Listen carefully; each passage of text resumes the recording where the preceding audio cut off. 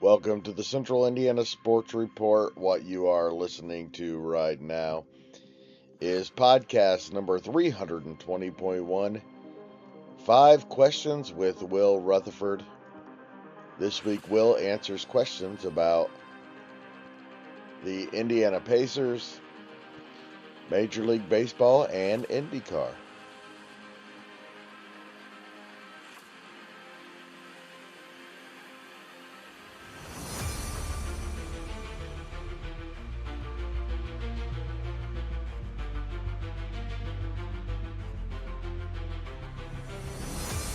You're listening to the Central Indiana Sports Report with your host, Greg Mengels. Welcome, Central Indiana sports fans, to 5 Questions That Need Answers with Will Retherford. We've kind of just recently shortened it to 5 Questions with Will. Yeah. 5 Questions with Will. Yeah, and honestly, the title could change again. It should probably just be Questions with Will. Yeah. Because it It's never usually ends 5. up being like 21 questions. I have a 1A, 1B, Yeah. 1C. Of course, we'll probably maybe do like that today, 30 more too. minutes with Will Retherford Yeah, that's right. when we 30 minutes with 30 Will minute, Retherford. you That's know. right. We're capping it at 30 minutes starting the first week of August. Every podcast, Yep.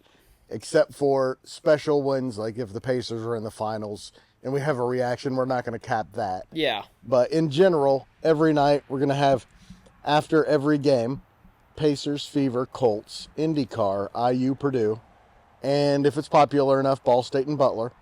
We will have a 10-minute recap podcast of how the game went, with audio clips from the games, with sound bites from the participants and the media aftermath. The YouTube video will have the stats in the background as we're talking about them. And but that's not until August. So, and also we will have a reaction after each one. So a recap, 10-minute recap, then a reaction with whoever is our person.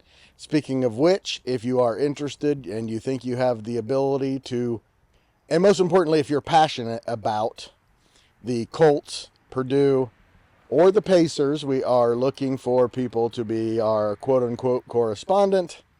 And for now, it's a hobby. We hope to, in the long term, it's a side gig for some people. Absolutely. And that's the way we are headed. 10 minutes after each event for those teams with a recap, and then 20 minutes with a reaction from the whoever is our person covering that, and probably someone like Will. Yep. It'll probably be a bit of a round table, 3 at a time. That's our plan. But Will, for tonight, it's been a little while because you were on vacation. Well, I think the Indiana Pacers have become the number one love of Central Indiana sports fans right now. Yep. I don't think there's any doubt about that. So let's start right there. Kevin Pritchard on Monday had his, what I call, "this is my team" press conference, where he's done wheeling and dealing for now, and this is our roster for now. And we found out that, of course, Miles Turner is a Milwaukee Buck, James Wiseman, Jay Huff, and we assume Isaiah Jackson will be the starting rotation at center. And the confirmation, of course, that Tyrese Halliburton will sit the entire season next year. Your initial thoughts on Kevin Pritchard's press conference and what you took away from it, of those 3 stories? It went exactly as I expected. I said it after the finals. Like, everybody was like, "Oh, the Pacers are gonna do this. Like, they're gonna do." I said, like, I actually am kind of surprised Turner walked, which I'm sure we'll dive into more. I don't hate it. I definitely I kind of like what he did. There was no reason to go. Didn't hate it for sure. You're not winning the finals without Tyrese, unless it's like by the virtue of like Christ himself, like coming back to earth and right. becoming a Pacer, for a lack of a better term. Reason. I know somebody will find that sacrilegious. I'm sorry, but it's real. It's the only good time for us to say, Will, once we've said it and it made it through the editing process, we have said it and we will not apologize for it. That's the policy of the Central Indiana Sports Report. And so I like it. I like that they, the team's good enough probably to be a play-in team. I think at the bare minimum, a team that can be a 7-8 seed. I expect them to probably be closer to a 5 or a 6 with the roster constructed as is. I think they're plenty good enough to be very competitive and maybe win a playoff round. I know that seems far-fetched right now with Tyrese's injury and being unavailable, but like the team's I don't pretty think good so. around them. Like It's pretty good. I think that the team's pretty good around them, and they didn't downgrade a center. So Not much, if at all. And the one thing that we can say, Will, is when Andrew Nimhart has had time at point guard, he's been a pretty darn good point guard. I agree. I mean I a little know different, but we've said this name before, but Michael Lombardi has said this multiple times. He says it best. Teams start losing when you play good players, great player money, and like them, Turner's a good player. He didn't need great player money, and you nailed it. And it gives somebody like Nimhard the runway to where if he plays really well, now you're giving a great player money on a great contract that benefits this team, that helps bring Aaron Nesmith. Overpay anyone anymore. That helps bring Nesmith back. That helps open up all sorts of roster moves that you like to enjoy. The fruits of whatever benefit you have right now, Nimhard, I think you open the runways off for him, and I think you're going to really like what you see. I think he could be a really good point guard. He's not going to be Tyrese, where he's averaging 9-10 assists a game, but he can be a sneaky 15-7, 15-8 kind of guy running the point, and then from that point forward, you just kind of have to hope that you have your role players around him providing their minutes and their numbers and getting to their spots and hitting shots. I mean, it just comes down to, you can't expect Nimhard to be Tyrese and be a 20-8, 20-10 type player. That's, the expectation's too high. He can be, I think, if he plays his best basketball, but he's just not going to be, in all honesty. Now you need Matherin to step up. You need Nesmith to step up and take a leap into a real 3-and-D wing guy, and you just need Siakam to be him. Some follow-up questions from question number 1. I don't know if I believe, and I think you might agree with me, Kevin Pritchard, when he says they did everything that they could to sign Miles Turner, and then Miles Turner out of nowhere signed with Milwaukee instead of doing a sign and trade that would have helped Miles Turner's financially. I believe he gave Miles Turner signs that we're just not that interested. You're our 6th best player. We can't pay you better than 4th best player money. I agree. I don't think the Pacers were ever that interested in bringing him back after they lost. Seeing where they were with Tyrese's injury, if you win, you run it back and you happily go into the tax. I don't think that what he did was PR brilliance. As far as he got people have kind of turned on Miles a little bit now. Like, people still love him and will respect him, give him an ovation and stuff like that. But let me ask this question now then. Okay. Are you prepared to hate Miles Turner until he's no longer a Buck? I didn't particularly like Miles Turner when he was a Pacer, so I'm not really looking for any reason to like him as a Buck. I expect he's going to be the same 8th best center in the league, probably. Like, if you're depending on how you're measuring.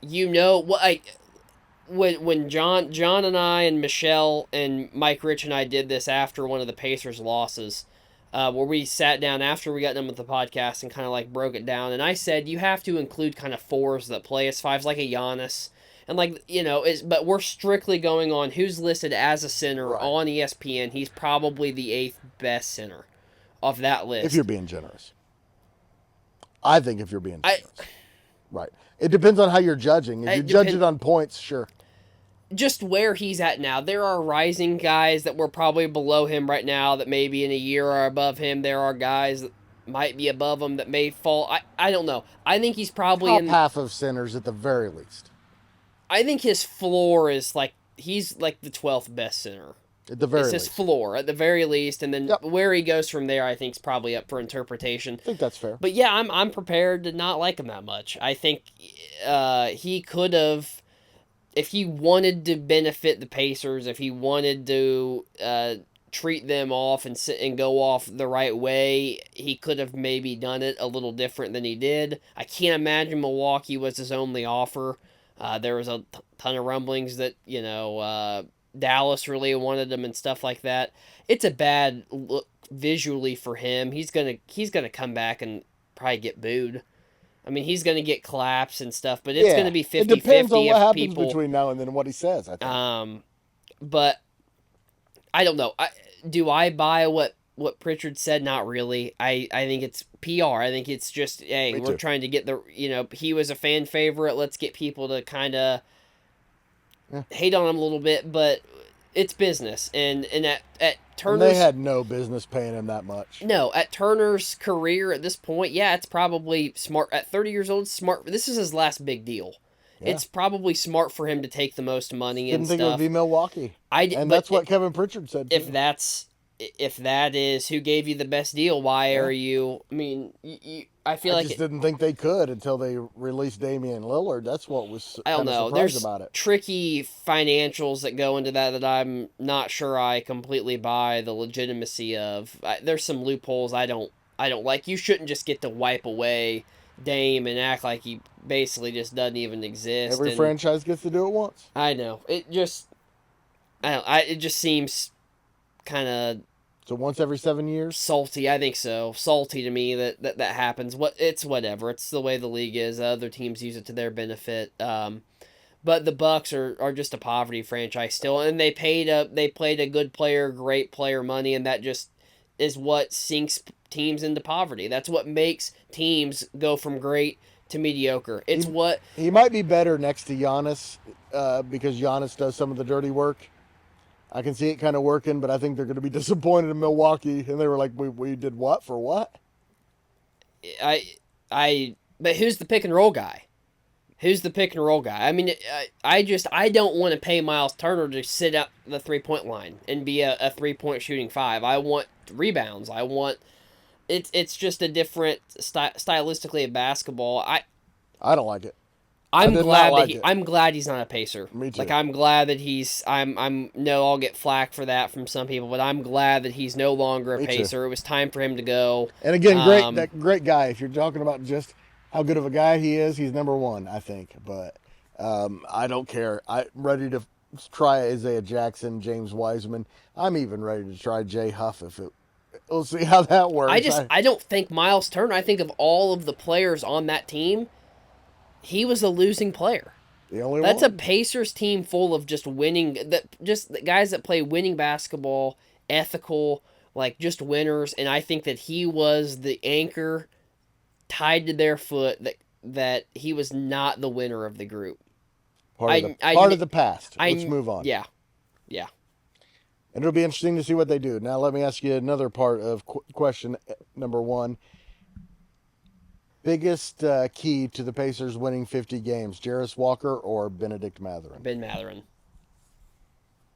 Question number two, and you kind of answered this question already. Pacers Summer League begins on July 10th, which is just a couple of days from now.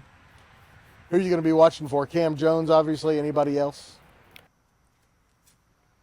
Well, if Walker's not playing, which I kind of think is a mistake. I don't think he cemented himself in enough of an NBA role to not be playing. He'll get a lot of preseason minutes. Yeah, but I think he's still so raw. I just want to see him play more. Like I think he just needs to get. I'd love to see it, but his game's kind of he's a wing defender and he's a 3-point shooter. Like outside of that, he really has no. So far, but you see glimpses of a great passer, of a great rebounder. That he has potential to be those things. And as I pointed out to Michelle, he would be going into his senior year of college. Don't forget that. He is still very young and raw. I feel like Cam Jones seems like the natural selection as far as what he can do. I don't really think any of their two-way guys are anyone that we're really keeping an eye on. I just don't think that guy's going to be good. I just don't think he's going to be good. That's why I was asking. I think he was a reach of a Quentin pick. Jackson. You know what? If he's somebody that you want to see develop because he's a trade target. you can trade him. Oh, I mean, as a third point guard now, if you need that, could be an awfully good if he can be an NBA level point guard. I feel like I think that Cam Jones has a ton of Aaron Nesmith in him, and if he can elevate himself to Aaron Nesmith, as much as I love Double A, he becomes a little bit expendable, and he's somebody with a good contract who teams would really like to have. I think he's 2 years away probably from like cementing himself, but I feel like if he has a good summer and a good preseason, I think he has a chance to play some minutes. I think this is going to be an experiment of this team of who can we just let figure it out. Like if Cam Jones if he can get 8 minutes a game, let him do it. Play some games in Noblesville, short transit between the two facilities now as far as playing games, like easy to navigate. Why not? Let him play a majority of his time in Noblesville, and then he gets some minutes when he's on the active roster for the Pacers. Question number 3, considering all of the games missed by Caitlin Clark, Sophie Cunningham, Stephanie White, happy with where the Fever are at this point? Content. I don't know if I'd say happy. It's content probably right now. They've got some work to do. You see the makings of a team that can be good. They have up to this point underachieved what I expected them to be coming into the season. Yeah, I think they kind of made a statement though when they in 1 week here beat the Liberty, beat the Lynx, and beat the Aces. I think that it's kind of like, hey, look what we can do if we're playing well. So that gives you enough to go. Yeah, as long as they stay in the playoff range. I think if they just stay in the playoff range, they're just fine. I expected them to run away with the league. They've not really done that. Right, for good reason. So, yeah, I think that you have to be happy. You like to see the 3 that you just mentioned be steadfast in the lineup, really the rest of the way out. Like, you don't want Sophie... Yeah, I think 7 deep, they're pretty good. Yeah, I don't think you don't want Coach White out any more time. I know it's a personal issue, but like you want her to be behind the bench because it's she's working on her game. I mean, I know that she's so accomplished as a coach and as a player, and she's incredible. But we trust her. But you trust her, but this is still a new team for her, and you want to see come playoff time, you want that chemistry with coach and players to be solid and locked in. I mean, Cunningham, we love to talk about her. She's not the reason the Fever, win it all, but she's nice player. Been a huge impact player and a huge signing. I think, to me, Lexi Hull's still probably the one that if they make a championship run, she's the one definitely a key piece. That is I mean, AB, that's low-hanging fruit. It's like to say, Aaliyah Boston's. Say it's like, Kelsey Mitchell. Yeah, I mean, they all are. Natasha Howard is a big key to this. I think she's been huge. It's been, she's played her role really well. They are... Big minutes from Ari McDonald, which have been nice. I think that they're starting to find that rotation that they really like. And that excites me a little bit because it's like they're not playing their best. They're still beating good teams, and they really have made a statement the last week as far as the competition and the way that they've just played solid, crisp, clean. And Clark's she's not even playing her best right now. Like she's not been playing lately. Yeah, I mean she's been human. She's looked human at times this year, and I don't know if anybody really expected that, but I think you're content with where they're at, to answer your question, and you're hopeful that they take that next leap forward. Question number 4, by how many games are your Cincinnati Redlegs going to win the National League Central? The fact that we just continue having this conversation baffles me. It really does. Like, I get that it's rage bait, like you're kind of baiting me. No. It has to be because you're just... The Reds are winning this division comfortably. You're just talking out your ass because your mouth knows better. Like, they're not winning this division. They are. The Cubs are good. I know. I don't want to admit it. I know. The Cubs are... I think they're all pretty good. Cubs are actually... Nah, the Cardinals are not good. But they're good enough to hang with the others. If as long as Miles Michaelis and Eric I Fetty think they are pitching in the division, they're not good. They seem like number 4 to me.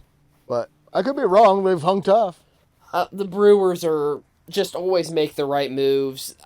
They're still, to me, I still think it's one of those where it's like Michael Myers is the Brewers, and the victim is the Cubs, where the Brewers are just gonna just walk them down and kind of stalk them, and then come September 27th, you look up and the Brewers have a 3-game lead on the division. And that's how I've said it the whole year. I said it before the season started that I think this Brewers team is going to surprise people. They just seem to figure it out. It's annoying. I have no answer for how it happens. They're just a well-run, small market organization as far as baseball goes. So no, the Reds not. You can be wrong. It's okay. You'll see. I don't think the Reds are making the playoffs. You'll see. You'll see. This team's a little different than they've been in the past. The offense has been a little more consistent. We'll see. We'll see what the trade deadline looks like. Last couple of days have been tough to keep that thought alive, but the Marlins have their pitching's been solid all year. Well, recently they just can't hit. Right. Like they have all the young arms. Right. They just can't hit.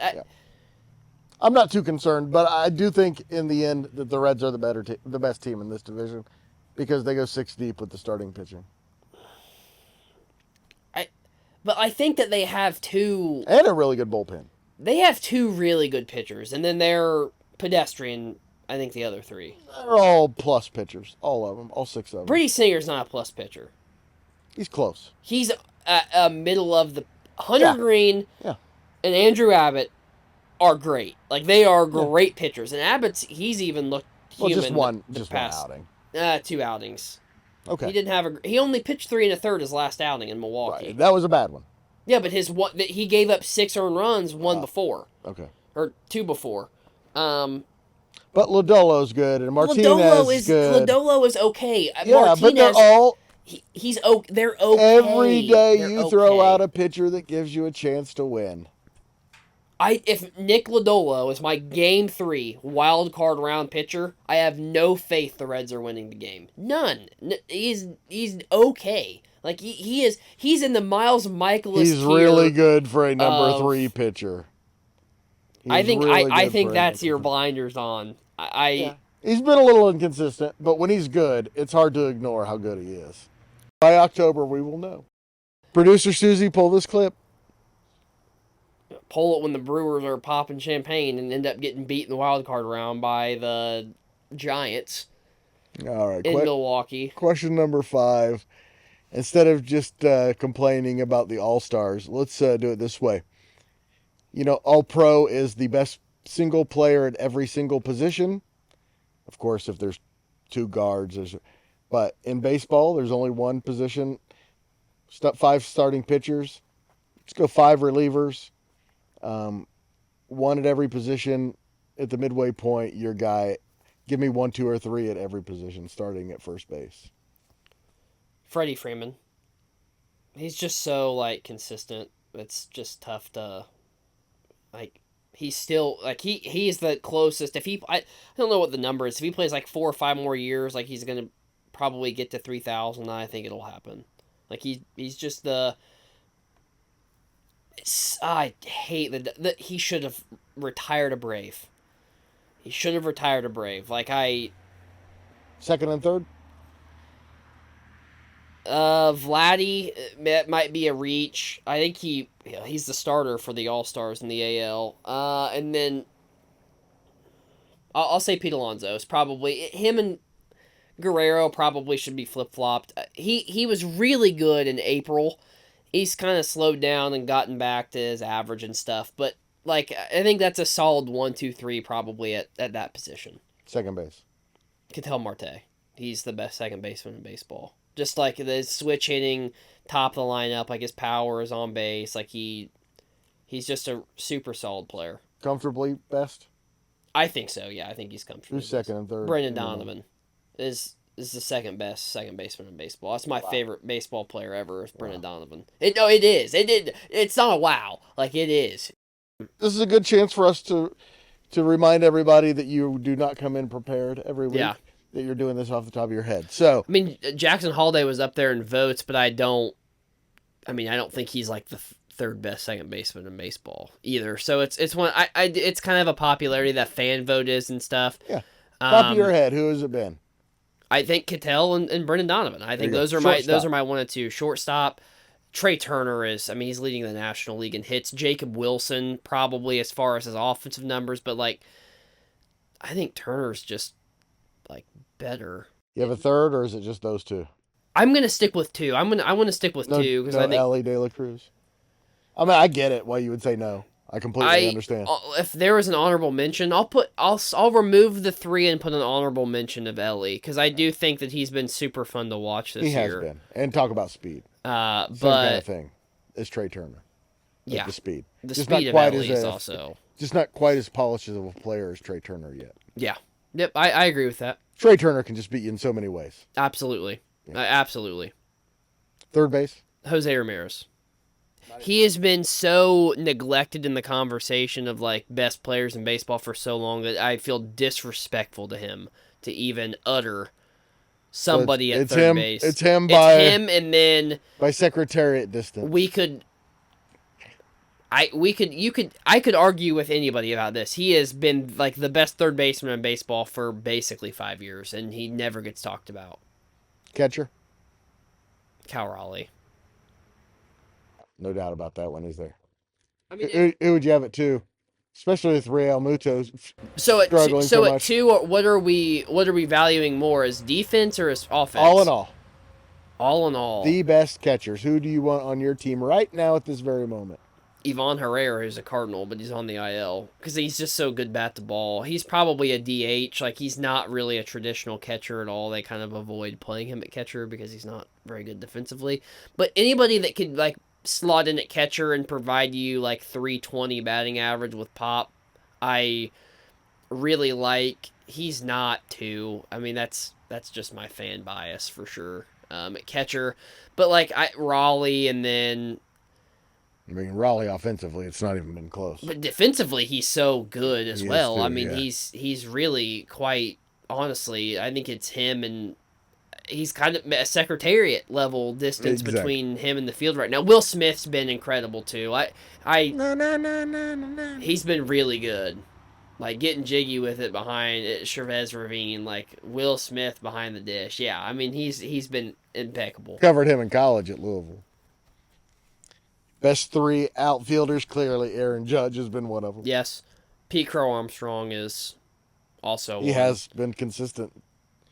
Finally found it. I feel like Acuna, since he's been back, it's really hard not to have him in that conversation. I know it's been, a smaller sample size with him only being back since June, but like he's been so good offensively. Like, he deserved that all-star spot based on just the 4 or 5 weeks of his season he'd put together. Like, he is bar none, like, the best outfielder in baseball probably when he's healthy. Like, Judge, but you get what I'm saying. Like, when he's 100%, I think he's just a better baseball player probably than just about anyone else. All right. You have 3 others, or who else would you consider? Corbin Carroll's up there. His average has dipped some, but he still deserves to be dangerous in that conversation. I think Kyle Tucker's been really good for the Cubs. Absolutely. TJ Friedel. I'm kidding. On an honorable mention, honorable mention, absolutely. But not quite top 6. Like Free Dog does deserve to be right around there. I did neglect Bobby Witt at shortstop. I would like to go back and state for the record. Done. That you're gonna think of you're gonna be texting me all night. Yeah, I forgot. Yeah, I'm gonna. It's gonna be one of those where I look back and I'm like, damn it, I should have said. That's why, but we don't let you prepare. The 5 starting pitchers so far: Scooble, Skeens. It's been a good year if your last name starts with this. Zach Wheeler. Nathan Eovaldi, while he's been hurt, has been really good when he's been 100%. Like, really good. Like, sub 2 whip, sub... Yeah, but you got to take being out as... 0.9. Into it. Brian Woo's been really good in Seattle. I know that's probably probably not in that top 5 conversation. Is a name that did come to mind. I don't know, like the whole. Can I give to like the entire like Mets rotation there for like the first like half of the No, first half of because the it was season how because they bad were it so was for good. about 2 weeks. Andrew Abbott. Yeah, you could definitely under consideration for sure. The last 2 I outings. don't think he ever goes deep enough in games. That's kind of He my has a few knock on times. him. He has a couple times, but like overall, I feel like That was his thing early on. there's some games where it's like, probably could have gotten a little bit more from him. Yeah. He was eating a lot Nick of innings. Pavetta's been very good in San Diego. Logan Webb has been good in San Francisco. Pitching, like, because we talked about Evaldi, but like you said, it's just so health dependent. Like, Schwellenbach's been good, but he blew his arm out. Exactly. What about top 3 closers? Hader. Clase started the year bad, but he's been awful good of late. Tyler McGill of the Brewers scares me a little bit. I don't know why. He just does. He's just big. He's like 6'6". He just throws real hard. Like it. I don't know. Like somebody that comes to mind. You like him better than the guy he replaced, huh? Devin Williams has been bad. He was really bad. Sometimes you see it though. Sometimes you still see how great he is. No, and you wonder why he's so bad at other times. Why he struggled so much. Yeah, no, without question. Closers so hit or miss because like there's some games that you close a game out, your closer don't pitch. Yeah. I can tell you who's not on that list. Ryan Helsley is not on that list. Biggest team surprise at the midway point. For a positive. The Cubs are a lot better than I expected them to be. I will give credit where credit is due. Like the Cubs I expected them to be okay, and they're a lot better than okay. Yeah, I think they're a playoff team. Not a big fan of the North side. Oh, I hate it, but me too. I like some of their fans, but not many. Not many. I love you, Jeff Hester. My girlfriend is one, Addie. Oh, I love you, Addie. That would be that if Susie had been a Cubs fan, it would have never started. Let's just say that. Luckily, she's a Reds fan. So last year, I'll never forget it in my life. August 1st, 2024, I go with Addie. Two of my... You are way more tolerant than Bub Waymeyer, Tyler Mendenhall, two of my bestest buddies. We went up to Wrigley to catch a Thursday night Cardinals-Cubs By the way, game. Is there a better place in the world to watch a baseball game? Baseball heaven. Oh, my gosh. St. Louis. I'll tell you, nighttime at Wrigley was really cool. I mean, anytime at Wrigley. No, during the day it blows. During the day it sucks. No, you're wrong. It sucks. You're wrong. But we're up there. Cardinals are up 3-2 going into the bottom of the ninth. Helsley comes and gets an out, and then just basically the wheels turn off. And he ends up blowing the save in classic Ryan Helsley fashion. It's the loss that essentially broke the Cardinals' like spirit and will last year and ruined their playoff chances. Thank you, Ryan Helsley.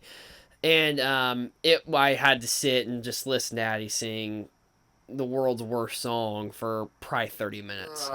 It is literally it's awful, the worst song. Well, and then I'm driving back, and everybody, I'm the only person awake in the car because I'm the only one driving. Need to be awake. PSA for people: don't fall asleep behind the wheel. And Addie's been asleep for probably an hour. We're on 30 heading back to the lake, and all of a sudden she just like looks up at me, and she's got this just shit-eating grin on her, and she says, "Can you believe that just happened?" I said, "Just go back, fall back asleep. I can't do it." It was just, and I got a speeding ticket. I ran a red light and got cameraed. Thank you, City of Chicago. You're just absolute dumpster fire, by the way. Agreed. I had to sit and watch it. And suffer at the north side, and that's why I won't have a happy memory. I believe your second part of the question, I'll answer it. I'll ask it and then answer it. Is stinker surprises. Baltimore is one. And then the Diamondbacks have been... Braves, Mariners, Rangers. The Mariners are not bad. They just need somebody outside of Cal Raleigh to provide offense. Like, that pitching staff's good. Rangers, I have no idea. 2023 needs to be researched, though, like how they won a World Series and like 100. I know, it's nuts. And then it's basically the same team. They're awful. I have no idea. Ever since. Well, like somebody turned off the switch. Adolis Garcia is, playing like Adolis Garcia played before. The guy that got cut from like 16s. But whatever. Corey Seagers and Simeon have been awful contracts. Yeah. The Diamondbacks have been a surprise, though. The Diamondbacks have been a surprise. I still feel like that's a team that could still... Well, Gallen's been so bad. I feel like that's a team that if they can figure it out here... They're just a notch below the rest of those teams in that division. Well, and it's like... Probably not the Giants. It's also probably... Like, it's just a really good division. Like, the Padres, Giants, and Dodgers are both just so good. Yeah, I'm not sure about the Giants. We'll find out. I think the Giants are... I think the Diamondbacks will pass the Giants before long. I agree. Yeah. Manager of the year so far? Craig Counsell. Player of the year? Judge. Yeah. So best pitcher? Skeens. I think so. Although Scooble's team's winning, so if I was going to give an award, it would probably be Scooble. Skeens' career ERA is like 1.96. It's ridiculous. Yeah, it's him. Wheeler's been really special, though, too. He has. Anything changed with your predictions for the end of the season? No.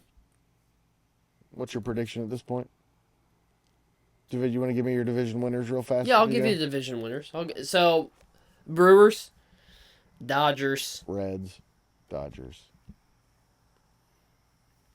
Phillies. Yeah, that's over. And then Detroit. Oh, yeah. Houston. Toronto. Interesting. Houston. You still use Houston? I told Paul on the MLB when the first time I joined that the MLB report. I said the Yankees will have a 10-game lead in this division by the All-Star break, and it looked like they were going to, and they were playing. But this team has got a lot of. Blue Jays are a good ball club. We've always known that, and they've never put it together. And now they're putting it together. Good ball club. They're putting it together finally. And what about the Rays, man? How they just figured it out. They just figured it out. They just keep. Any chance Alex Palou does not win his 4th championship in 5 years? No, it's gonna happen. He would have to cease to exist. Pretty much. And even then, if he runs a couple more races, he could not run the last few and still probably win the freaking thing. Yeah, he's that good. And not just that. There have been some drivers just as dominated as Alex Palou in my lifetime. It goes back to Al Unser Jr., Emerson Fittipaldi. A couple of times it was Bobby Rahal in 1986, just so dominating. But he had the better equipment than everybody else. Now everything is pretty much even. Every race you go in with 15 contenders to win the race, and yet he still wins 6 of the 10. Should have won 8 of the 10. It's insane. I said when everybody, I mean, you told me I was crazy for saying that in the 500 I would take Palou over the field. I would. You were crazy. That confident. That dude's that good. I would take him over the field in every single race he ran the rest of the year. Well, going into the last race, I said you'd be a fool not to. I feel like that he's maybe avenged his... St. Louis was another short track, and he kind of snuck in there and took that one right at the last minute. I don't know. He seems to be better on ovals, and it's also he could get clipped in a race like this, and but it would take 4 or 5 of them. No, I know, but I'm just saying, like, these short